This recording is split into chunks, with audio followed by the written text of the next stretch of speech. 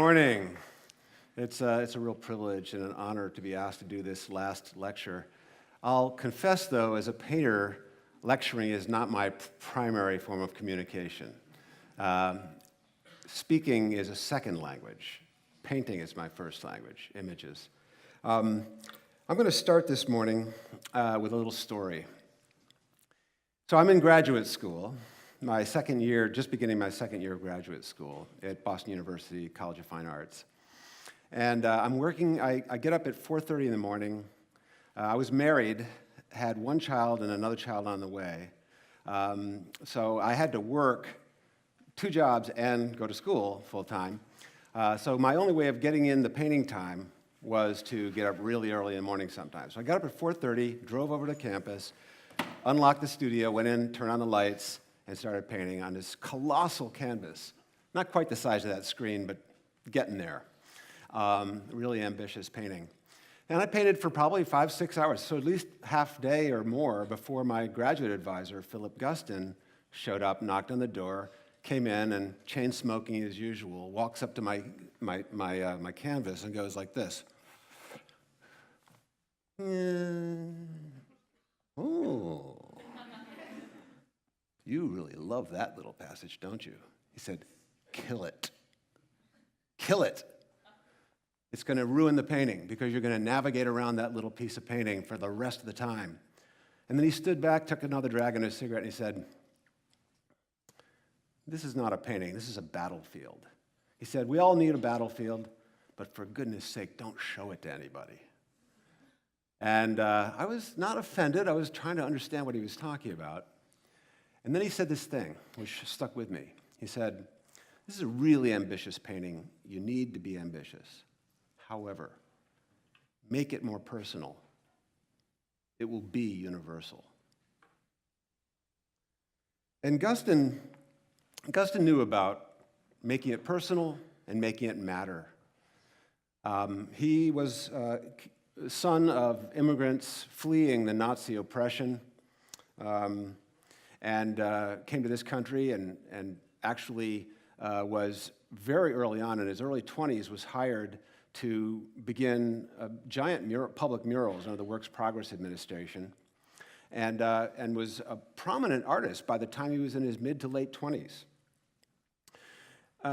He was also someone who was very conscious of social justice and was very committed to trying to find a way that his art could connect in some meaningful way with things that matter. So make it personal, but make it matter. And as you see in this drawing for a mural that he did, in the foreground is a hooded figure, bent over, somewhat melancholy looking, holding this piece of rope. Then there's a kind of gathering of these Klansmen, these KKK figures, a lynched black man, and then this mysterious crucified figure off to one side.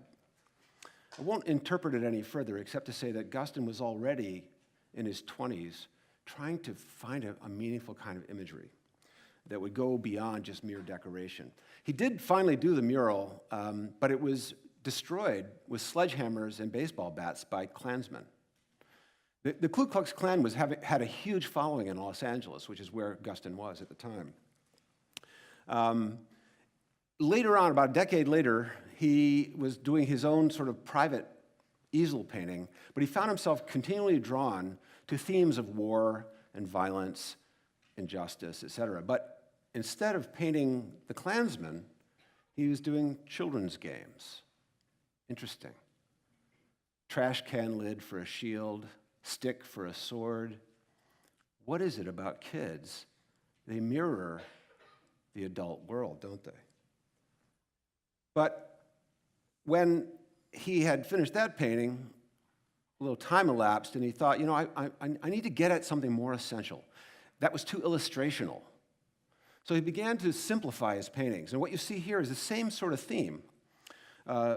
This time it's called Gladiators, but it's the same thing with the trash can lids and the sticks and the newspaper helmet, hat, the kind of crazy, chaotic movement in the composition, but the forms have been simplified and the colors intensified. And Guston was beginning what he and his friend, his close friend in high school, Jackson Pollock, were later on to really form, which became known as abstract expressionism, the New York school. And you'll see in the next series of slides how he, in gradual degrees, began to move away from recognizable imagery, narrative, the human figure, and just find forms and color relationships that would communicate the same things. In this case, the violence of torture and torment, hence the title, Tormentors. But then Guston, Jackson Pollock, Willem de Kooning, Franz Klein, all those folks that were part of that small group of artists in New York City at that tumultuous time in the early 50s, late 40s, early 50s, began to pull back even further from recognizable imagery and pursued what critics were calling pure painting.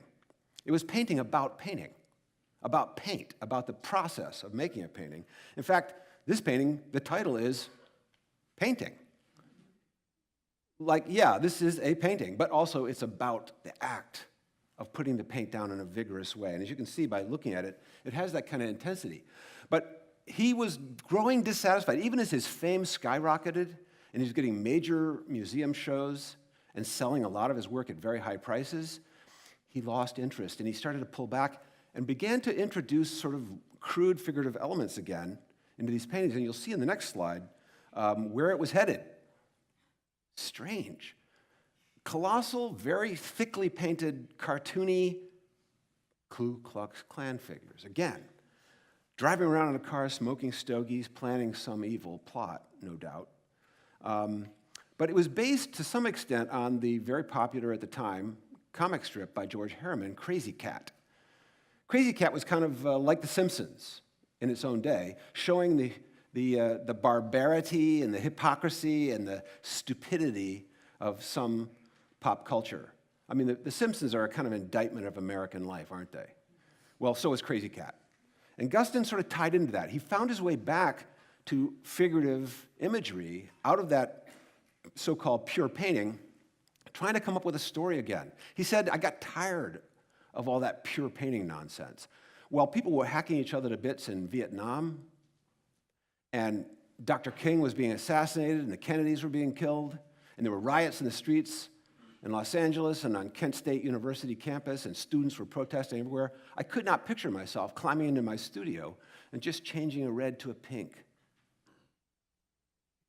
He wanted his work to matter, but he couldn't go back to the classical formation of figuration he felt. But then there's this surprise turn. A self-portrait, entitled the painting as Studio. He's grouped himself with the perps, with the bigots, with the KKK.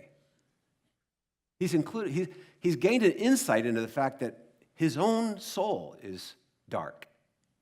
That he isn't, just because he can point the finger at the bad guys, doesn't mean that there aren't three fingers pointing back at him. He started to get that, I think, and that came out in the work.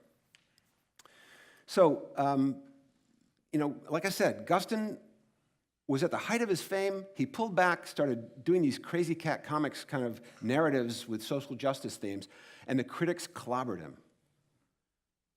One of the most influential critics in New York, Hilton Kramer, said he was a Mandarin masquerading as a stumblebum. And his friends turned on him, said, they thought he had become an idiot. He'd somehow given up a great career. And basically, he moved out of New York and began painting these strange, what do you call them? Images of combat, conflict, sort of interior, introspective, gazing into the dark soul. So dark, in fact, in this painting, Eating, Sleeping, Drinking, he paints himself as this kind of cartoon character with piles of shoes and a plate of fries and a bare bulb. By the way, the piles of shoes, I'm almost certain they came from those photographs that were taken after the death camps were liberated, the Auschwitz and Dachau, after World War II, the Nazi death camps, and they found piles and piles and piles of shoes of all the people who had been victimized, burned in the ovens. Guston was Jewish, and so, of course, that was somewhere subtext for his own experience in American life. And then another surprise turn towards the end. This painting was done the year before Guston died, which happened to be my last year with him. this figure of a hand coming out of the sky and drawing a line in the sand, saying, this far and no further. Augustine is reaching out. Even though he was not a believer, he was reaching out, trying to understand. Things have to matter. There has to be some line drawn that says you can't go any, you can't descend into barbarity any further. I'll let him speak. Destruction of paintings is very interesting to me and almost crucial. Sometimes I find that what I've destroyed 5 years ago, I'll paint now, as if when the thing first appears, you're not ready to accept it either, you know? There's some mysterious process at work here which I don't even want to understand. I know that if I stopped painting and became a psychologist of the process of making, I would probably understand it more, but it wouldn't do me any good. I don't want to understand it like that, analytically. But I know that there's some working out that takes place in time, but it's not given to me to completely understand it. It's illegal. The first thing always looks good, and then you start doubting it, you know?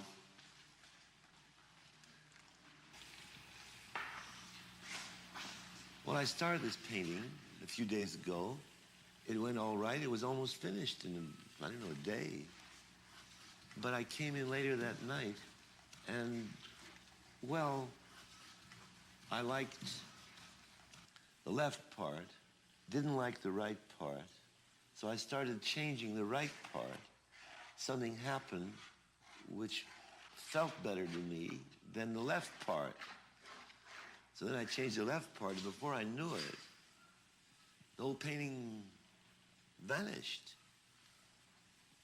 The painting that was almost finished here didn't look bad.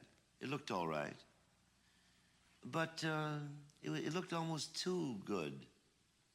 It's as if I hadn't experienced anything with it. It was too much of a painting. I don't mean that I need to struggle always with it. I don't mean that exactly.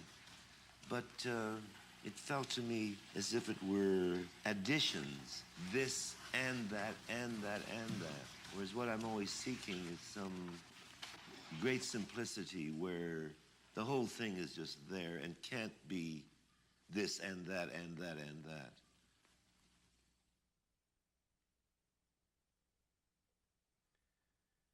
So things haven't changed a lot since the late 1960s.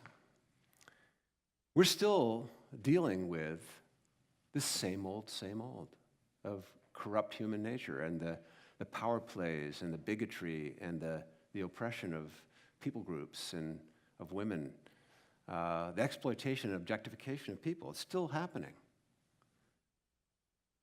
So what? Augustine says, make it more personal. Here I am, at this point I've been painting, well, that was late 1970s that I was studying with Augustine, so that's a long time. And I want my paintings to count.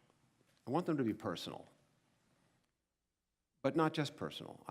I'd like to think that they can penetrate some level. I'm going to walk you through a series of self-portraits here. This is my first one, done in undergraduate when I was your age. Done around the same time this one. In my first year of graduate school, started loosening up. I thought, that this tight realism, this highly defined, rather scripted, traditional kind of painting wasn't doing it. And Augustine, of course, was an influence. Loosen up. And I was looking at German expressionists for whom paint and the action of painting was important, just like those abstract expressionists. More than necessarily the image. The image was important to me, but it was the energy in the painting that mattered. And then finally, I was looking at the work of the French painter Reuleaux, who I found out was a believing Christian. Now, I was not a Christian at the time, but I was drawn to the Bible. I was drawn to Christianity. I was kind of involved in mysticism, but I hadn't really made my way to Jesus yet. Georges Reuleaux, who had been classically trained and had worked under Gustave Moreau and had done colossal public commissions, beautifully crafted, super realistic paintings, had nevertheless ditched that for a very crude, colorful kind of, I don't know how to describe it, emotionally raw kind of painting. Probably partly because of his looking at the work of Vincent van Gogh and others who were before him, thinking there's got to be more. Well, in this painting, I had switched mediums from oil to encaustic, which is a hot wax medium with pure pigments and pure beeswax, heated up and then melted with a heat gun or a torch. And so the paint bubbles and kind of, it's very rich, but it doesn't allow you really to do really fine tuning like you can do in a highly realistic oil painting.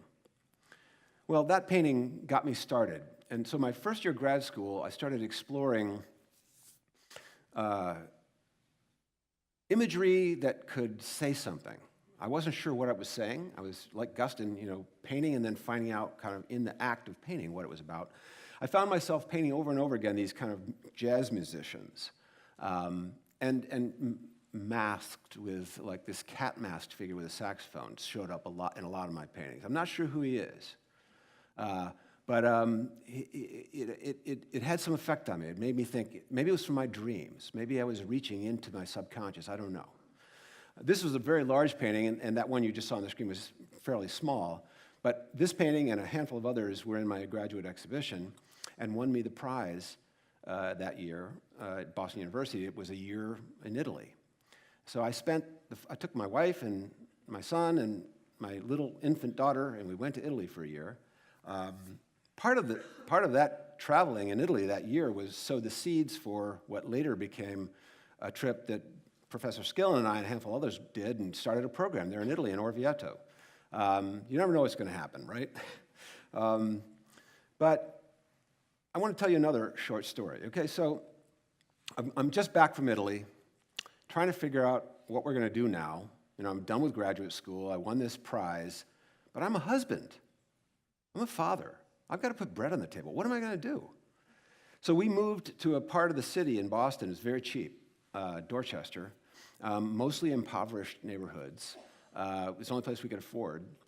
We lived in an all-black neighborhood. We were the only white family in that neighborhood, and it was a very poor neighborhood in Dorchester.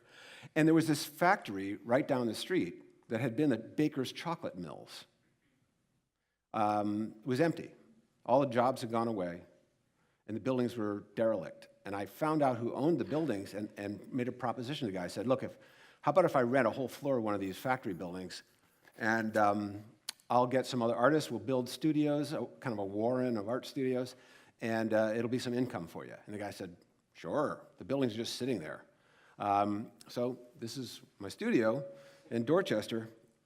And during that time, I had a painting, I had this painting that you see behind me in the photograph, was in a show in Boston, and the curator of the museum at Brandeis University, the Rose Art Museum, a very influential guy, Carl Bells, called me up and said he wanted to come down and visit my studio. So he came, he brought his assistant, and they said, wow, you're a very good painter, but you're way too influenced by Philip Guston.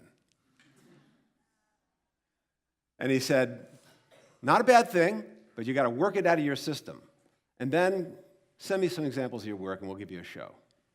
So it just so happens that year was the year that I made my life commitment to Jesus Christ. And I actually thought, I can't be a painter anymore. This is all egocentric. So that also happens to be the year later I got hired here at Gordon College. I mean, they were crazy to hire a newbie Christian to start an art department here at Gordon College. But I thought, you know what, I'm just going to, I don't know if I can even continue making art. So I was taking classes at the seminary at Gordon Conwell and planning on becoming a pastor. I don't think I can be an artist anymore, I said.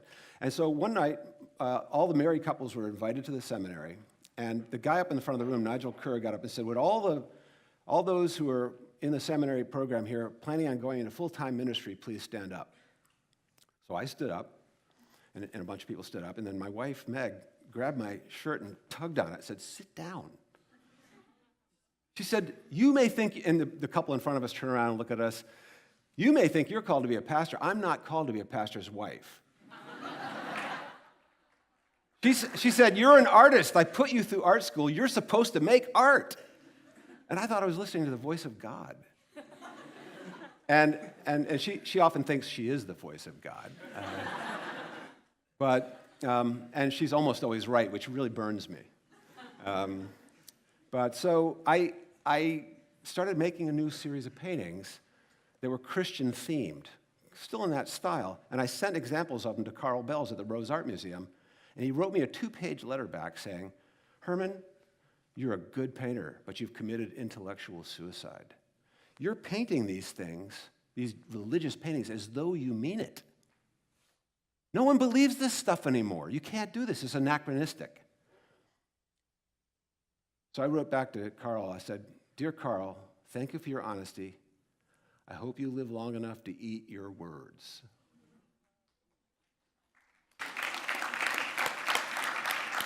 Well, so the question is, how is it possibly personal and prophetic? I started doing these paintings of Good Friday. This is called Night.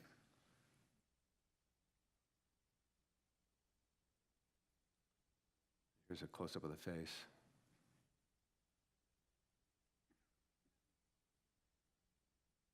This is called The Crowning.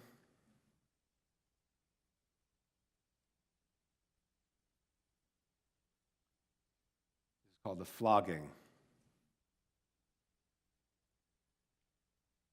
So these were done in the late 80s, early 90s. So what I want to do now is I'm going to telescope right into the present, my most current project that I just finished, which has become even more personal.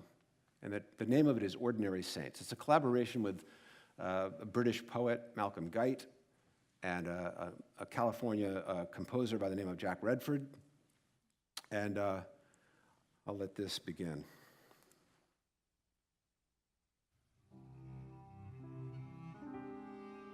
Jack's music and Malcolm's poem.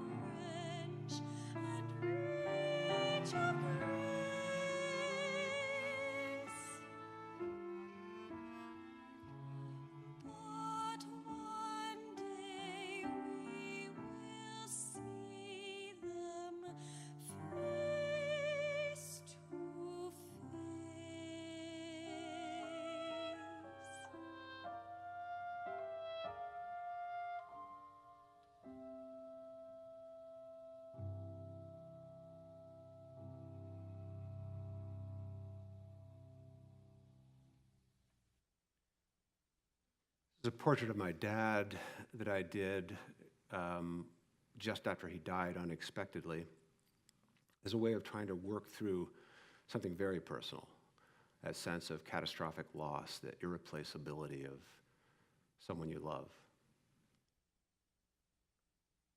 I'll let Malcolm tell you about my dad.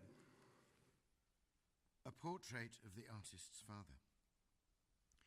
Here is your father looking out at us from this dark room where shadows furl and fold, patiently present to whoever comes, still on his battered sofa, at his ease.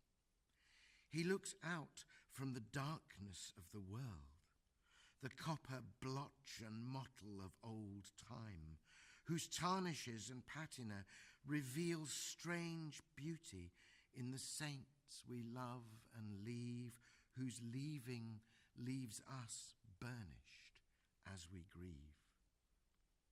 He meets us here, at home in his own skin, which holds more colours than the eye can trace, more substance, more humanity and grace than paint on wood can possibly contain, all in the clarity of his kind face.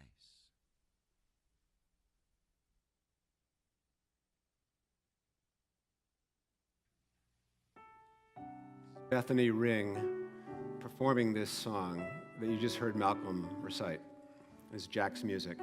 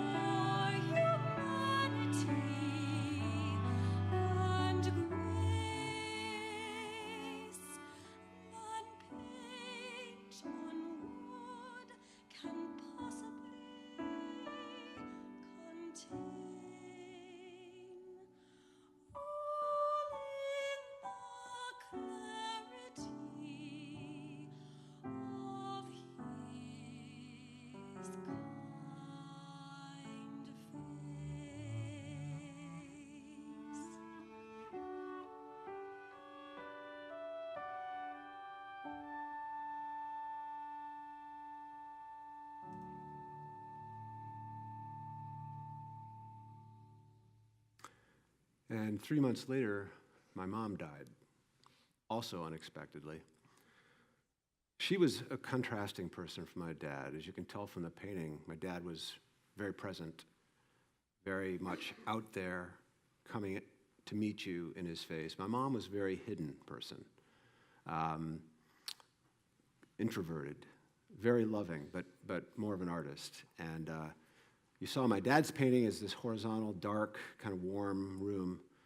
My mom's is a vertical shaft of light, pure gold light and actual gold leaf. And there's a wound in the painting up above. She was a wounded bird, my mom. So this is my wife, Meg. A portrait of Meg. All portraits carry something of the icon, some inkling of the light behind the sill of all our seeming, of the unquenched beacon whose radiance we never see, yet feel just under everything. But here, that cross of light is made explicit, shines behind a woman's strength and beauty. All the wise and humorous awareness in her eyes, the sense you have of her quick piercing mind, unflinching, yet compassionate. You trace the lines of a long love and a strong heart, the to and fro of healing and of hurt. You could not hold a falsehood to this face, or not for long, before that open gaze. My son, Ben, who's a doctor. Ben. His father and his mother make the man he is. We see them looking out from his keen eyes and vulnerable face. Grandparents, too, whose portraits we have seen, make up the picture. No one's out of place, yet everyone's unique. We do not doubt that all Ben's forebears come to play their part, the artist's healing and the healer's art, in making this physician. As we gaze, compassion and determination blend in one expression. Something of strange grace and sorrow here contend. More than a trace of suffering is here transmuted too, to be redeemed in one who makes us new.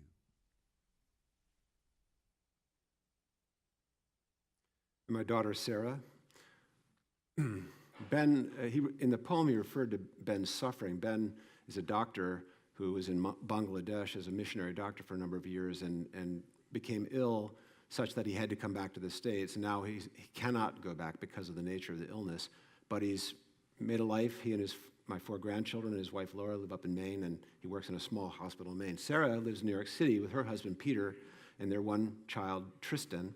And she's an opera singer, so of course she has a child named Tristan.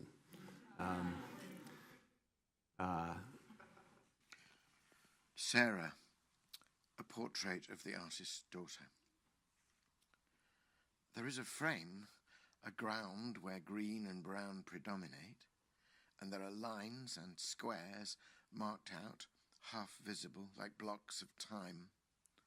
Above some golden section, shadows fold in wide wings like the angel of the north. I'm going to move on because we're going short on time, so I'm just going to skip that. This is my grandson, Will, where he often is. Will. Gaze on this painting. Let it gaze on you. A child looks out, but you are looking in. And what will you allow yourself to see? Gold and silver, moon gold leaf on wood, the image and the likeness of a tree rooted and grounded in a deeper soil than any tilled on earth, refreshed by rain from gentler heavens, open to a light that kindled light before the sun was made. Here, in the garden you have never left, the secret nesting place within your soul. And, if you will, perhaps the child in you, still perched and nested in that inner tree, will gaze a while on Will, who gazes out, and recognize afresh the hidden power and open wisdom of his innocence, calling to your abandoned innocence and offering return, still offering a chance to draw from deeper roots than sin, to be and to be born upon that tree whose leaves are for the healing of the world, a condition of complete simplicity, costing not less than everything. So, even as you turn away, you long to turn again, as earth turn in the spring, back to the light from whence we all arise. My granddaughter, Mary, I call this painting Firefly. She really is a little firefly. And this is the painting I did of Malcolm. You'll see some stages it went through. It started with the gold leaf and then the dim reflection of his face, and then an abrasion process by which I removed the gold to make place for his face, then began to add slowly back until his face emerged. And that's the way I make the paintings. Oftentimes they seem to emerge out of a series of destructions, like Gustin was saying. You're losing the image and finding it again in a strange sort of way. And there's the close-up of Malcolm. We call him the Hobbit. This is Jack Redford, the composer whose music I've been listening to. And you can see in his face the same thing that comes through his music, just a lot of love and kindness. He's a good man. And the last painting for today is a portrait of an entire family of friends that I want to share with you. And I'll let Jack's music and Malcolm's poem tell you about them.